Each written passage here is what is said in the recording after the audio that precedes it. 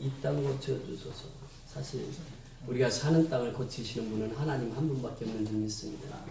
우리의 죄악들을 다 하나님께서 사해 주실 때 우리는 새 생명을 가지고 이 땅을 고칠 수 있는 줄 믿습니다. 이제 우리 모두 하나 되어 이 땅에 무너진 기초를 다시 쌓을 때, 여러분, 이 땅에 무너진 기초는 어떻게 쌓을 수 있습니까? 정말 성령의 불이 임해야 될 줄 믿습니다. 우리들의 우상을 태우실 성령의 불이 임하소서. 부흥의 불길 타오르게 하소서. 진리의 말씀이 땅 새롭게 하소서. 부흥의 불길이 타오를 때 이 땅이 새롭게 되는 줄 믿습니다. 진리의 말씀이 이 땅을 새롭게 하는 줄 믿습니다. 은혜의 강물을 흐르게 하소서. 성령의 바람 이제 불어와 오 주의 영광 가득한 새날 주소서. 오 주님 나라 이 땅에 임하소서. 주님 나라가 이 땅에 임할 때 이 나라는 새롭게 기초를 쌓고 든든하게 세워지는 역사가 임하게 될 줄 믿습니다. 오늘 성경은 우리에게 말씀하십니다. 그리스도를 경외함으로 피차 복종하라 이렇게 말씀하십니다. 여러분, 그리스도를 경외한다고 하는 말이 무엇입니까? 하나님을 경외한다고 하는 말이 무슨 말입니까? 하나님을 사랑하지 않고는 하나님을 경외할 수 없는 것입니다. 그 먼저는 하나님의 사랑이에요. 우리가 에베소서 5장 18절에 보면 술 취하지 말라 이는 방탕한 것이니 오직 성령으로 충만함을 받으라. 성령의 충만한 결과가 찬송이요, 지난주에 감사요, 이번 주에는 복종입니다. 이 성령의 충만한 결과들이에요. 그런데 성령 충만한 사람은 어떻게 사는가 보았더니 5장 1절부터 우리에게 말씀을 교훈해 주십니다. 자, 5장 1절로 올라가서 보십니다. 시작. 그러므로 사랑을 받는 자녀같이 너희는 하나님을 본받는 자가 되고. 성령 충만한 사람은 하나님을 본받는 자가 되는 것이, 하나님을 본받는다고 하는 것이 무엇입니까? 하나님처럼 사랑하는 거죠. 이웃을 내 몸처럼 사랑하고, 이게 하나님을 본받는 자의 삶이에요. 성령 충만하면 첫째로 하나님을 본받는 사람이 된다라고 하는 것입니다. 여러분, 하나님이 우리를 얼마나 사랑하셨습니까? 그래서 이 신명기에서 보면은 이스라엘 백성들에게 너희는 마음을 다하고 뜻을 다하고 성품을 다하여 주 너희 하나님을 사랑하라. 그러면서 내 이웃을 내 몸과 같이 사랑하라 이렇게 말씀하신다.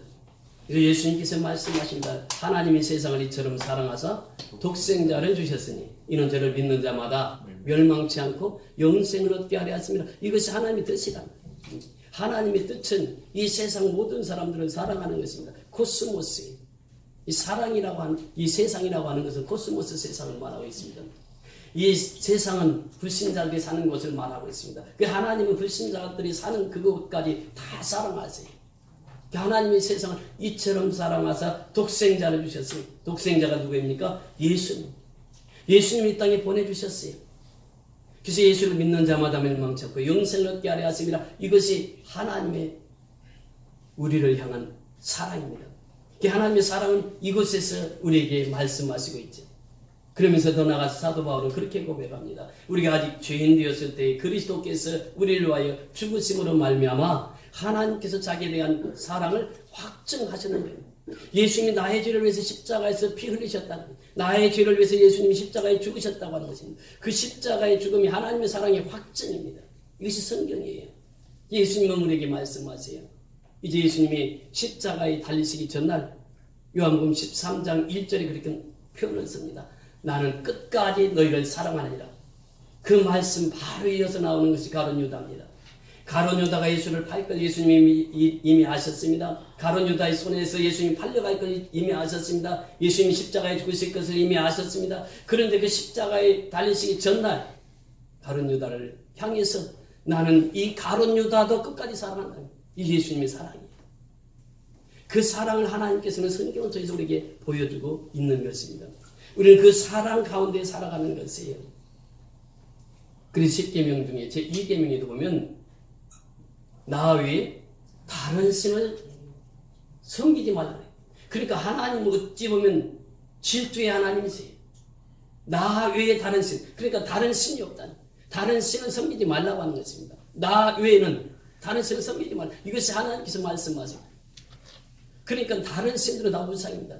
그 우상을 불태울 수 있는 것은 성령의 불이 임해야 된다고 하는 거예요. 성령의 충만함이 임할 때에 우상들 다 불태울 수 있는 줄 믿습니다. 그래서 하나님은 나 외에 다른 신을 섬기지 말라. 10계명 제 1계명에서 말씀하신 것입니다. 그래서 하나님을 사랑하는 자, 그 사람이 누굽니까? 예수님과 하나 되어서 살아가는 사람이에요. 여러분 하나 되어서 살아간다고 하는 것은 무엇입니까? 우리 지난주에 세례식이 있었습니다. 사도 바울은 그렇게 고백합니다.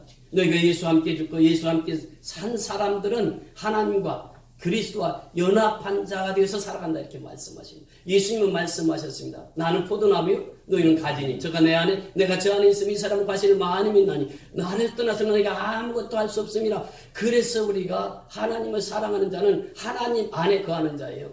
예수님 안에 거하는 자예요. 성령님 안에 거하는 자예요. 그래서 예수님은 포도나무고 우리는 가지가 되는 것입니다. 여러분 보세요. 기도도 역시 마찬가지. 너희가 내 안에 거하고 내 말이 너희 안에 거하면 무엇이든지 원하는 대로 구하라. 그래야만 이루리라 예수님 말씀하세요. 요한복음 15장 7절을 통해서 말씀하십니다. 그래서 우리가 예수님 안에 거하고 예수님이 내 안에 거할 때 무엇이든지 원하는 대로 구하라. 그래야만 이루리라 말씀하십니다. 그러면서 8절에 보면 예수 믿는 사람들은 열매를 맺어야 된다 이렇게 말씀하십니다. 여러분 지난주에 추수감사주일 때 여러 가지 우리 열매들을 놓고 하나님 앞에 감사 예배를 드렸습니다. 그 열매가 그냥 맺혀지는 게 아니에요. 우리는 추수감사주일 때마다 내 영혼을 돌아봐야 됩니다. 나는 정말 한 해 동안 열매를 얼마나 맺었는가? 우리 선교연합회는 얼마나 많은 열매를 맺었는가? 이것을 우리가 늘 질문해야 된다고 하는 것이에요. 그래서 우리는 또 12월 16일부터 이제 미얀마에 그 열매들을 보러 갑니다. 복음의 씨를 뿌렸습니다. 계속 3개월에 한 번씩 씨를 뿌립니다. 이제는 그 열매들이 점점점 맺혀가고 있습니다. 그 땅의 황무함을 우리는 봅니다. 그 황무함 속에서 그 불교권에서 예수가 전혀 전파되지 않을 것 같았는데 우리가 기도하고 나가서 선교하니까 그곳에서 열매들이 맺혀가고 있습니다. 여러분 예수 안에 거하고 예수님이 나에게 거하는 사람은 반드시 열매를 요구하는 것이에요. 내 개인적으로도 그 열매를 하나님께서 보여줘야 돼요. 내 열매를 하나님께 보여줘야 된다고 하는 것이죠. 그래서 예수님께서는 말씀하세요. 나의 계명을 가지고 지키는 자라 나를 사랑하는 자니 나를 사랑하는 자는 내 아버지께 사랑을 받을 것이요 나도 그를 사랑하여 그에게 나를 나타내려 예수님 말씀하십니다. 그러니까 예수님을 사랑하면은 그 사람을 통해서 예수님이 나타나겠다. 나타내 주시겠다 말씀하시고 나의 계명을 가지고 지키는 자예요. 하나님을 사랑하는 자는 하나님의 법을 지키는 사람이에요. 그래서 하나님을 본받는다고 하는 것은 하나님의 사랑이 이처럼 크고 놀라운데 그 사랑을 우리가 본받아서 이웃을 섬기는 것입니다. 그래서 기독교의 핵심은 무엇입니까? 나눔과 섬김입니다. 예수님이 이 땅에 오신 목적이 나누러 오셨고 섬기러 오셨어요. 그래서 나는 이 땅에 온 목적을 예수님이 그렇게 말씀해요. 나는 섬김을 받으려 함이 아니라 도리어 섬기려 하고 많은 사람들의 대성물이 되기 위함이라 말씀하셨습니다. 십자가에 죽으러 오셨고 예수님은 섬기러 이 땅에 오셨어요. 이것이 기독교의 핵심입니다. 자, 그러면 섬김을 통해서 우리가 하나님 앞에 영광을 돌려야 되는데 하나님 어떻게 경외해야 되느냐라고 하는 것입니다. 여러분 창세기 22장에 보면 아브라함과 이삭에 대한 이야기가 나옵니다. 하나님께서 하나님의 사자를 보내서 아브라함을 시험합니다. 22장 1절에 보면 하나님께서 시험하시려고 이런 표현을 씁니다. 공동번역이나 새번역에 보면 믿음을 시험하려고 이렇게 표현합니다. 하나님께서 부르십니다. 아브라함아, 아브라함아. 아브라함 대답을 합니다. 하나님, 저 아브라함이 여기 있습니다. 그러니까 너 100세에 난 아들이 있지. 그 아들 잡아서 태워서 하나님 앞에 번제로 드려. 이것이 하나님의 명령입니다. 저 모리아산 너 보이지? 저 모리아산에 가서 내 아들 독자 잡아서 태워서 번제물로 드려. 이것이 하나님의 명령이에요. 자, 이 명령을 받았을 때 3절에 내려가서 보면요. 아브라함이 묻지도 않고 따지지도 않고 하나님의 말씀 그대로 순종합니다. 이것이 아브라함의 신앙이었어요. 야, 종들 둘 너희들 와. 그리고 이삭 너도 와. 너희들 장작 짊어지고 우리 하나님 앞에 번제로 드리러 가야 된다. 그리고 얼마쯤 가다가 종들 둘을 떼어놓습니다. 떼어놓고 이삭에게 그 장작을 지게 하는 거예요. 이삭이 장작을 지고 갑니다. 가면서 이삭이 물어봐요. 아버지, 이 장작은 있는데 번제할 양은 어디 있습니까? 아브라함은 지금 그것을 알고 있어요. 번제할 양이 너다. 이렇게 말할 수 없는 아버지의 심정이에요. 아버지는 그 아들을 잡아서 지금 태워서 번제물로 드려야 되는데 그 아들이 물어보는 것이에요. 번제할 양이 어디에 있습니까? 그러니까 아버지가 그렇게 대답을 합니다. 그전 하나님께서 예비해 두셨다. 그리고 갑니다. 모리아 산에 올라갑니다. 올라가서 장작더미를 쌓아놓고 그 위에 이삭을 결박합니다. 그리고 칼을 뽑아서 아브라함이 이삭을 찌르려고 하는 그 순간에 하나님께서 아브라함아 아브라함하고 소리칩니다. 너 내 아들에게 손을 대지 마라. 그러면서 내 뒤에 돌아봐라. 수양이 걸려있는데 그 수양을 가지고 하나님 앞에 번제로 드립니다. 이때 하나님께서 하신 말씀이 있어요. 하나님께서 이렇게 말씀하셨습니다. 사자가 이르시되 그 아이에게 내 손을 대지 말라. 그에게 아무 일도 하지 말라. 내가 내 아들 내 독자까지 내게 아끼지 아니하였으니 내가 이제야 내가 하나님을 경외하는 줄을 아노라. 하나님을 경외하는 줄을 알아. 하나님을 경외하는 자는 묻지도 따지지도 않고 하나님께서 말씀하시면 그대로 순종하는 자입니다. 이것이 아브라함의 신앙이었어요. 아브라함은 이 신앙을 통해서 믿음의 조상입니다. 아브라함이 이 신앙을 통해서 모든 복의 근원이 됩니다. 여러분 보세요. 하나님을 경외함이라고 하는 것은 바로 이와 같습니다. 젖과 꿀이 흐르는 가나안 땅에 들어갑니다. 이스라엘 백성들이 들어갔을 때 많은 그 이합 집사으로 살아가는 원주민들이 있었습니다. 그들을 하나님께서 다 멸하라고 했습니다. 다 멸하고 이제 그 땅에 가서 여호수아가 그런 말씀을 합니다. 너희들은 지도를 그려오너라. 그 지도를 그려가지고 왔을 때 지도를 통해서 그 땅을 다 분배하고 12지파에게 땅을 다 분배하고 그리고 여호수아 24장에 가서 보면은 그렇게 말씀하십니다. 여호수아가 이스라엘 백성들의 이런 유언을 남깁니다. 너희가 오늘날 선택하라.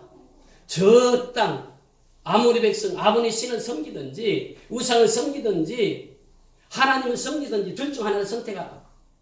나와 내 후손들은 여호와 하나님만을 섬기리라 말씀합니다. 그때 이스라엘 백성들이 그렇게 고백합니다. 여호수아 장군님, 하나님이 우리 430년 종살이 할 때 하나님 우리 출애굽을 시켜 주시지 않았습니까? 하나님께서 홍해수를 갈라내지 않았습니까? 하나님께서 광야 40년 산을 이끌어 오시지 않았습니까? 그 살아계신 하나님, 우리도 그 하나님을 경외하며 그 하나님을 섬기겠습니다. 그것이 하나님을 경외하는 자의 삶이란 말이죠. 그러니까 그 여호수아가 결단을 촉구했을 때 그들이 하나님을 섬기게 되었다라고 하는 것입니다. 여러분, 솔로몬은 어떤 인생을 살았습니까? 솔로몬은요, 왕이 될 때에 얼마나 하나님 앞에 충성스러운 왕이었는지 몰라요. 그래서 그는 1000번제를 하나님 앞에 드렸다 이렇게 표현합니다. 그런데 시간이 지나감에 따라 그의 신앙도 점점 약화됩니다. 그러면서 이 솔로몬이 계약적인 결혼을 하게 되죠. 부인만 300명이에요. 첩이 700명입니다. 정략적인 결혼을 해요. 부인들이 가지고 온 신이 있었습니다. 그 신들을 왕궁에서 다 부인들이 자기 신들을 가지고 온 거예요. 그러면서 왕궁이 이제 신을 섬기는 곳으로 변화가 되는 거예요. 그러면서 솔로몬도 신앙이 점점 약해져서 구상 숭배를 허락합니다. 하나님도 섬기고 우상이 같이 섬기는 거예요. 하나님께서 명하시는 거예요. 솔로몬, 너는 내 후대에서 이 나라가 둘로 갈라지고 말 것이다. 그 예언대로 둘로 갈라집니다. 그런데 솔로몬이 그 인생을 살아오면서요, 그게 중동에서 난 그 좋은 술들 혼자 다 마시고 또 그 첩을 그렇게 거느리면서 살았는데 인생을 살고 보니까 노년의 전도서를 기록하는데 해 아래는 새 것이 없도다. 헛되고 헛되며 헛되고 헛되도다. 이것이 인생이다. 그래서 이 인생의 본분을 어떻게 정하느냐? 하나님을 경외하고 그 말씀을 지켜 따를 것이니라. 이것이 인생의 본분이에요. 하나님의 본분이란 말이죠. 하나님을 경외하는 것이 하나님의 인생의 본분입니다. 하나님의 말씀을 지키는 것이 인생의 본분이라는 거예요. 솔로몬이 그 유언을 남깁니다. 여러분, 하나님을 경외할 때에 우리가 잘 나갈 때 누구나 다 하나님을 잘 섬길 수 있습니다. 근데 힘들고 어려울 때 어떻습니까? 많은 사람들이 하나님을 떠나는 사람들을 보게 됩니다. 여러분, 그런데 신앙의 유산은 어디서부터 나오느냐? 어렵고 힘들 때에 하나님을 경외할 때 하나님께서는 그들을 통해서 역사를 이루어갔습니다. 우리가 힘든 역경의 과정들을 통해서 하나님께서 오늘 여기까지 인도하셨단 말이에요. 우리는 그런 고난의 역사를 통과했습니다. 그러니까 하나님께서 그 복을 주시는 것이죠. 지난 한 주간도 은혜기도원에서 말씀 인도하는데 그 목사님들만 한 10분 이상 오셨어요. 또 금요일날은 나눔과 기쁨에서 말씀 인도하는데 목사님들 한 20분. 지난주는 목사님들 앞에서만 설교했습니다. 설교하면서 제가 무슨 설교하겠어요? 저 미얀마 갑니다. 미얀마 선교. 제가 한 얘기는 바로 그거예요. 이제는 우리 미얀마 땅에 씨를 뿌리기 시작했으니까 계속해서 지금 오늘 집사님이 또 옷보따리나 한보따리 어제 붙여가지고 왔어요. 지금 시작이 됐습니다. 이제 이번 주부터 이제 광고 나갑니다. 그래서 이제 2월 16일부터 신현정 목사님하고 지금 3번이 지금 비행기 티켓을 예약해놨는데 또 미얀마 땅을 향합니다. 그 땅이 어떤 땅입니까? 아주 황무지와 같은 땅이에요. 척박한 땅이에요. 근데 계속해서 3개월마다 궁예를 인도하니까 그 땅에 지금 변화되는 놀라운 변화의 역사가 있잖아요. 양건 선교연합교가 부흥되는 모습을 보면서 저는 얼마나 감사한지 몰라요. 지난주에도 77명이 모였어요. 그러니까 이 황무지와 같은 그 땅에 완전히 그 15세 이상 전과자들이 사는 그 땅에 그리고 이제 그 험지에 하나님의 복음이 들어가니까 그 땅이 변화가 되는 것이에요. 그 교회에서 또다시 개척교를 세워서 개척교를 잘 섬기고 있습니다. 이것이 바로 성령의 역사 아니고 무엇이겠습니까? 그래서 하나님을 경외하게 되면 성령께서 역사하셔서 하나님의 일을 감당케 하시는 줄 믿습니다. 아멘. 다윗이 어려움을 겪습니다. 백성들이 입에서 이렇게 노래합니다. 사울이 죽인 자는 천천히요 다윗이 죽인 자는 만만이로다. 아주 어린 아이들도 공개놀이 하면서 공절놀이 하면서도 얘기하는 게 사울이 죽인 자는 천천히요 다윗이 죽인 자는 만만이로다. 사울 왕이 그 소리를 듣고 두 가지로 생각할 수 있어요.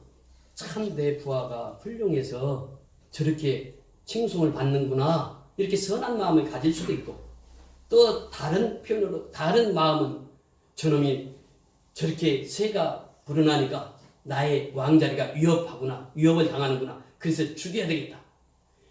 사울이 택한 것은 두 번째입니다. 다윗이 죽인 자는 만만이라고 다윗을 칭송하는 이스라엘 백성들을 보면서 다윗을 죽여야 되겠다. 그래서 다윗을 죽이려고 이렇게 쫓아다닌다.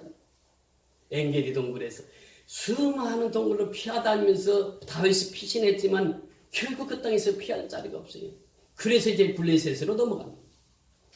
가드왕 아기스가 있었는데 블레셋에 넘어가자마자 블레셋 사람들이 딱 잡아가지고 가드왕 아기스 앞에 딱 갔어요. 요 놈이 우리를 죽인 다윗입니다. 만만이나 죽인 다윗입니다. 거기서 만만이지만 수만 명을 죽였던 다윗 적장이 여기 왔습니다. 적장을 포로해 왔습니다. 적장을 생포해 왔습니다. 아기스 왕이 다윗을 생포해서 아기스 왕에게 갖다 바쳤습니다. 그때 다윗은 하나님 앞에 기도하는 거예요. 하나님 어찌하면 좋으리까? 어찌하면 좋으리까? 하나님께서 지혜를 주신 거예요. 야, 너 미친 차라. 그 다윗이 침을 질질 흘리면서 저 문어 위에서 가는 등짝을 막 긁고 그러면서 침을 흘리니까 아기스 왕이 딱 보면서 야, 저 미친놈을 누가 데리고 왔느냐? 저 미친놈 당장 쫓아내. 그래서 다윗이 피신해서 나옵니다. 그때 지은 씨가 시편 34편입니다. 시편 34편 같이 보십니다. 그 다윗이 편안할 때 지은 시가 아니에요. 그렇게 어려움을 당하고 힘든 일을 당할 때 다윗이 이 시를 기록합니다. 시편 34편 맨 위에 보니까 표제 글에 뭐라고 기록되어 있습니까? 825년 시편 34편입니다. 맨 위에 보니까 다윗이 아비멜렉 앞에서 미친 채 하다가 쫓겨나서 지은 시 정확히 나오죠? 자, 1절부터 3절까지 우리 같이 읽습니다. 시작. 내가 여호와를 항상 송축하며 내 입술로 항상 주를 찬양하리라. 내 영혼이 여호와를 자랑하리니 공고한 자들의 일을 듣고 기뻐하리로다. 나와 함께 여호와를 경배하시다 하며 함께 그 이름을 높이세. 이것이 하나님 앞에 경배하는 자의 자세다 말이죠. 다윗이 그것을 깨달았잖아요. 자기는 삶 속에서 하나님을 경험하고 하나님을 만났던 사람이야. 그러니까 하나님이 아니면 죽어야 할 그 자리입니다. 어떻게 살겠어요? 적장이 잡혔는데 그 왕 앞에 끌려갔는데 그런데 미친 자다가 살아났단 말이죠. 그래서 다윗이 하나님을 찬양하는 거예요 지금. 내가 여호와를 항상 송축한다. 그래서 다윗은 항상 여호와를 찬양했단 말이죠. 일생 동안 다윗은 하나님을 찬양했던 것이죠. 항상 송축하며 내 입술로 항상 주를 찬양하리다. 항상 찬양했단 말이에요. 그러니까 다윗이 힘들 때도 어떻게 했어요? 하나님을 찬양했다 그 말입니다. 내가 기쁠 때 즐거울 때만 찬양하는 것이 아니라 힘들 때도 다윗은 찬양했다. 찬양이 그 입술에서 끊이지 않았단 말이죠. 내 영혼이 여호와를 자랑하리니 누구를 자랑해요? 하나님을 자랑하지요. 나 죽어야 될 그 자리에서 하나님 나를 건져주셨다고 말입니다. 여러분, 여러분의 삶에서도 가만히 보면은 그 유행할 때 하나님께서 도와주시고 건져주신 그런 사건들이 있잖아요. 살아오면서 그런 거 한두 번 겪은 게 아니잖아요. 그런데 우리는 그것을 잊어버리고 살아요. 근데 다윗은 그걸 잊어버리지 않아요. 그러니까 하나님이 늘 찬송하는 거예요. 나 죽음의 자리에서 건져주신 하나님, 그분을 높이 찬양하는, 그러면서 찬양하는 것뿐만 아니라 하나님 높이 자랑합니다. 나는 자랑할 것은 하나님밖에 없습니다. 다윗 그렇게 하나님 자랑하며 살았어요. 바울도 역시 마찬가지잖아요. 바울이 다메섹성에서 예수를 만나고 나서 그의 고백이 무엇입니까? 배운 것이 얼마나 많았어요, 바울. 그런데 이 모든 것을 배설물로 여겼더라. 그리고 오직 십자가만 자랑하고 살았다. 이것이 바울의 신앙 고백이에요. 그런데 다윗의 신앙 고백도 보세요. 다윗을 살려주신 그 하나님을 자랑합니다. 2절에 보면 내 영혼이 여호와를 자랑하리니 공고한 자들이 이를 듣고 기뻐하리로다. 그러면 3절에 보면 나와 함께 여호와를 광대하시다 하며 함께 그의 이름을 높이세. 이것이 찬양입니다. 우리 하나님 광대하신 하나님이에요. 우주를 통솔하시는 하나님이에요. 천지를 지으신 하나님이에요. 그 하나님이 오늘도 우리에게 말씀하시는 거죠. 그래서 우리는 그 광대하신 하나님을 찬양해야 돼요. 우리 모두가 그 하나님을 찬양해야 돼요. 이것이 다윗의 신앙 고백입니다. 자, 6절 내려가서 보세요. 6절에 보면 이 공고한 자가 부르짖으며 여호와께서 들으시고 그의 모든 환난에서 구원하셨도다. 그의 모든 환난에서 듣겠다고요? 구원하셨도다 이렇게 말씀하십니다. 여러분, 환난을 당할 때 누구한테 부르짖어야 돼요? 하나님께 부르짖어라. 그러면 환난에서 건져주시는 분이 하나님이시다. 내가 힘들고 어려울 때 하나님께 부르짖어라. 그러면 하나님께서 건져주시겠다. 그래서 이 하나님 앞에 경배하는 것입니다. 하나님의 이름을 높이는 것입니다. 하나님을 찬양하는 것입니다. 이것이 경배하는 게 있어요. 자, 보세요. 더 내려가서 8절 내려가서 보세요. 시작. 너희는 여호와의 선하심을 맛보아 알지어다. 그에게 피하는 자는 복이 있도다. 여호와의 선하심을 맛보아 알지어다. 하나님을 경험하라 그 말입니다. 하나님을 체험하라 그 말이에요. 하나님을 경험하고 하나님을 체험하게 되면요, 하나님의 음성을 듣고 삽니다. 하나님의 뜻대로 살아갑니다. 그래서 오늘 오직 성령의 충만함을 받으라 이 말씀 앞에는 무슨 말씀이 있느냐면 하나님이 기쁘시게 하는 것이 무엇인지를 시험해 보도록 하라. 시험해 보도록 하라. 이 말은 너희가 하나님이 기뻐하시는 것을 노력하라. 하나님이 기뻐하시는 것을 시도하라. 그런 뜻입니다. 그러면서 하나님의 뜻이 무엇인지를 이해하라. 이렇게 말씀하세요. 하나님의 뜻이 무엇입니까? 항상 기뻐하는 거 아니에요? 복음을 받으면요, 마음이 항상 즐겁습니다. 기쁨이 충만해요. 내 마음에 평안이 있어요. 그래서 항상 하나님을 찬양하게 돼 있어요. 범사에 감사하는 거. 쉬지 않고 기도하는 거. 이게 하나님의 뜻이란 말이죠. 하나님이 이렇게 우리를 사랑하세요. 그리고 하나님께서 엿새 동안 천지를 창조하시고 제7일에 무엇을 하셨습니까? 안식을 하셨더라고요. 구약에는 안식일이 있습니다. 샤바트라고 하는 말인데 이게 영어로는 세버스. 이 샤바트라고 하는 그 단어는 평안입니다. 그러니까 하나님 엿새 동안 일하시고 주일은 안식을 우리에게 주시는 날이에요. 그런데요, 이 안식일이 얼마나 중요한 날인지 아십니까? 안식일이 되면요, 자기 집에서 종살이하는 종, 그리고 자기 집에서 키우는 가축, 소나 염소 다 그날에 쉬게 했어요. 안식일은 절대로 소 안 빌려줍니다. 노동을 시키지 않아요. 소까지도 쉬게 했어요. 그리고 안식일을 범하면 어떻게 했습니까? 죽였습니다. 예. 이것이 주일의 의미입니다. 예. 주일의 예배를 드리면 하나님으로부터 샬롬이라는 평강을 얻습니다. 이 히브리어 말, 헬라어로는 에이레네라는 그 평화의 마음을 우리 심령 속에 주는 거예요. 주일은. 그러니까 주일이 어떤 날이냐? 주일을 지키는 것이 얼마나 소중하느냐? 여러분 보세요. 안식일을 지켜서 유대인들이 세계의 노벨상을 제일 많이 받은 민족이 누구입니까? 유대인들이에요. 그런데 유대인들이 어느 곳에 가든지 잘 뭉치는 이유가 있습니다. 그것이 무엇인지 아십니까? 유대인들은 안식일을 죽어도 안 빠집니다. 죽어도 안 빠져. 죽으면 몰라도. 살아있으면 다 안식을 지키는 거예요, 이게. 그러니까 미국 같은 데는요, 땅이 얼마나 넓습니까? 어떤 사람 12시간 차 타고 와서 안식일을 지켜요. 안식일을 지키면 그들이 세계의 스카트를 만들어내고, 지금 미국 경제도 유대인들이 다 쥐고 있잖아요. 그러니까 그들의 힘이 어디서 나오냐? 안식일을 지킴으로 나왔어요. 그런데 오늘날 우리 신앙생활 하는 거 보세요. 주일 성수요, 우습게 생각하는 사람 참 많습니다. 신권사님 전에 한번 주일 한번 빠졌는데 빠지니까 마음이 어땠어요? 어땠어요? 이게 정상이에요. 왜 묻냐 하면은 여러분 대류변에 오줌 싸는 사람한테는 건드리지 말라고 그래요. 건들면 뺨 맞아요. 그런데 숨어서 오줌 싸는 사람이 너 그래 오줌 싸면 안 되지. 신앙생활 잘하는 사람이 한 주 주일 빠져보면요, 그 마음을 압니다. 얼마나 마음이 괴롭고 고통스러운지 몰라요. 그 진실한 고백이거든요. 그런데요, 신앙이 없으면 뭐 주일날 뭐 결혼식 있으면 결혼식 가야지. 뭐 한 주 빠진다고 하나님이 나에게 화를 내겠어. 뭐 한 주 빠져도 되겠지. 그러면서 주일 성수를 그렇게 중하게 여기지 않아요. 지금 한국교회가 이 세력이 약해지는 이유 중에 하나도 여기 있습니다. 주일은 생명같이 지키는 날이에요. 하나님이 가장 주일 성수를 기뻐하시는 날이에요. 그런데 주일을 너무 가볍게 여기는 거예요. 예배 너무 가볍게 여기는 거예요. 지금 예배가 무엇입니까?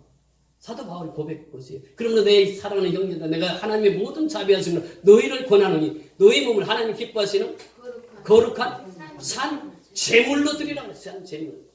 산 제물이 무엇입니까? 내가 제물이 돼야 되는 거예요. 예배 시간에는. 내가 죽어야 된단 말이죠. 죽어야 내가 사는 것이, 이것이 예배거든요. 예배는 죽고 사는 문제가 달려있는 것이. 그러니까 유대인들은요, 12시간 버스 차를 가지고 타고 와서 안식일을 지킨단 말이에요. 그 안식일이 생명이에요. 그래서 유대인 공동체가 안식일에서부터 이루어집니다. 여러분, 우리 한국 교회가 이 주일 성수 개념을 바르게 심어줘야 돼요. 지금 이 주일을 그렇게 소중하게 여기고, 주일이 되면 엿새 동안을 준비합니다. 무엇을 지키기 위해서? 주일을 지키기 위해서 그래요. 주일을 지키기 위해서 엿새 동안 준비해서 주일을 지키는 거예요. 그러니까 주일날 지각하고 그러면 되겠어요? 안 되겠어요? 되겠어요? 안 되겠어요? 네, 안 되지요. 왜 대답이 시원찮아? 주일날 지각하면 되겠어요? 안 되겠어요? 안 돼요. 안 돼요. 주일은 생명같이 지켜야 돼요. 그래 내가 주일날 영의 양식을 먹고 한 주간 평안히 살거든요. 이 평안이라고 하는 것은 바로 하나님이 주시는 거예요. 하나님께서 그 예배를 통해서 하늘 위로부터 오는 그 평안을 주시는 거죠. 이것이 주일 성수예요. 그래서 저는 오늘 사도 바울은 옥중에서 에베소 성도들 향해서 그렇게 고백합니다. 그리스도를 경외함으로. 그리스도를 경외함으로. 이것은 주일 성수를 통해서 하나님의 진실되게 섬김으로 그런 뜻이에요. 그렇게 진심으로 섬기게 되면 어떻게 되냐? 하나님께서 성령을 기름부터 부어주셔서 성령의 충만함을 통해서 시와 찬미와 신령한 노래들도 하나님을 찬양하고 그 다음에 모든 일의 범사에 감사하고 그리고 세 번째는 피차 복종한 일이 들어갑니다. 성령의 열매 중에 하나가 복종입니다. 이 복종이라고 하는 두 단어가 있어요. 오베이라고 하는 단어가 있고 서브미트라고 하는 단어가 있어요. 오베이라고 하는 단어는 순종이라고도 번역을 합니다. 그런데 복종이라고 하는 말은 이 순종과는 좀 다릅니다. 우리 권상사님이 군대 계실 때에 쫄병이 말 안 들으면 어떻게 해요? 쫄병이 말 안 들으면 얻어맞는 거예요. 상사한테 말 안 들으면 얻어맞는 거예요. 군대는 무조건 복종입니다. 군대 갔다 오셨잖아요. 군대 가서 상사들 말 안 듣고 견딜 수 있습니까? 질서거든요, 질서. 군대는 이 군기가 빠지면 군대가 기강이 서질 않습니다. 그래서 군대는 복종이 첫째예요. 서브미트예요. 예, 썩음이.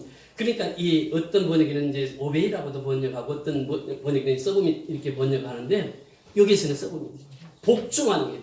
누구에게? 하나님께 복종하는 거예요. 이것이 질서야 하는 일이죠.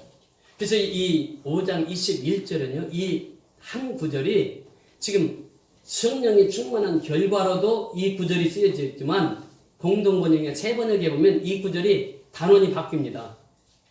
지금 우리 번역에는 이 성령 충만해서 결과로 이렇게 기록되어 있죠. 그리고 22절부터 단원이 넘어갑니다. 그런데 새 번역에 보면은 지금 21절부터 시작이 돼요. 그 21절 이 단어가 지금 피차 복종하는 이 단어가 어디까지 끌고 가냐? 에베소서 6장 9절까지 끌고 갑니다. 이 다음 시간에 이제 아내들에게 그 다음에 이제 남편들에게 이렇게 말씀을 드릴 건데 이 단어가 지금 이 문장이 5장 끝까지 그리고 6장 1절에서 9절까지 이끌어갑니다. 피차 복종하라. 이 말이 무슨 말입니까? 우리 성령의 능력을 받았어요. 성령의 충만함을 받았어요. 정말 마음이 뜨거워졌어요. 불같은 성령이 임했어요. 그런데 서로 피차 복종하지 못하면 그 성령 충만이 아니라 그 말이에요. 복종해야 돼요. 하나님 앞에 복종하고 질서에 복종해야 된다. 요즘에 포스트 모더니즘주의에 살고 있잖아요.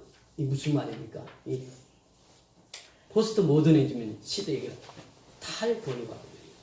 질서를 깨는 거예요. 이 시대에 우리가 살고 있어요. 요즘에 우리 한국에서는 이영자 시대에 살고 있다고 그러죠.